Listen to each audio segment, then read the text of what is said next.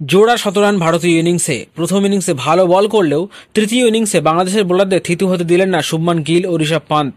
তবে তাদের দুজনের এই জোড়া শতরানের পিছনে আছে রহস্য, যার খোলসা করলেন তারা নিজেই। কি সেই রহস্য জানতে হলে ভিডিওটি অবশ্যই শেষ অবধি দেখুন। তবে তার আগে বন্ধুরা, welcome to our channel BS sports world. আর আপনারা যারা এই চ্যানেলে নতুন, তারা খেলাধুলা সম্বন্ধিত সমস্ত খবর পেতে আমাদের চ্যানেলটি সাবস্ক্রাইব করে রাখুন।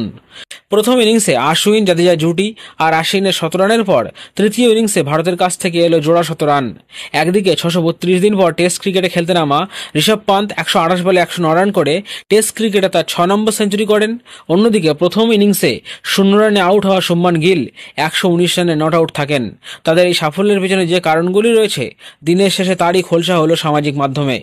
শুভমান নিজের সাফল্যের কারণ বলতে গিয়ে বলেছেন, আমি ছোটবেলা থেকে স্পিনারদের খেলার জন্য পায়ে নড়াচড়ার দিকে নজর দিয়েছি। আমি লম্বা, তাই পায়ের নড়াচড়া এবং মাটি ঘেঁষে শট খেতে সুবিধা হয়। বাংলাদেশের বিরুদ্ধে রান করতে পেরে তৃপ্ত শুভমান গিল। ভারতীয় ওপেনারের কথায়, যে কোনো প্রতিপক্ষের বিরুদ্ধে রান করতে পারলে অনেকটা আত্মবিশ্বাস পাওয়া যায়। সেই কাজই করার চেষ্টা করি, তাই স্পিনারদের আক্রমণ করায় অনেকটা তৃপ্ত হয়েছি আমি। সিরিজের আগে অনেক অনুশীলন করেছিলাম। অন্যদিকে 632 দিন পর টেস্ট খেলতে নামা ঋষভ পান্ত নিজের সেরাটা উজাড় করে দিতে চেয়েছিলেন। শনিবার মাঠে নামার আগে তিনি প্রার্থনা করেন।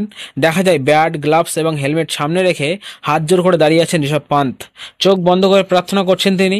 মাঠে নামার আগে পান্থের এই প্রার্থনা করার ছবি ভাইরাল হয়েছে সামাজিক মাধ্যমে। উইকেটকিপার ব্যাটসম্যানের প্রার্থনা বিফলে যায়নি। ষষ্ঠ টেস্ট 17 রান পেয়েছেন পান্ত।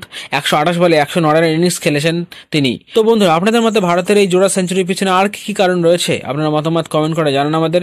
আর ভিডিওটি ভালো লাগলে অবশ্যই একটি লাইক দিয়ে আমাদের চ্যানেলটি সাবস্ক্রাইব করে রাখুন। আর ভিডিওটি বন্ধুদের কাছে শেয়ার করতে ভুলবেন না।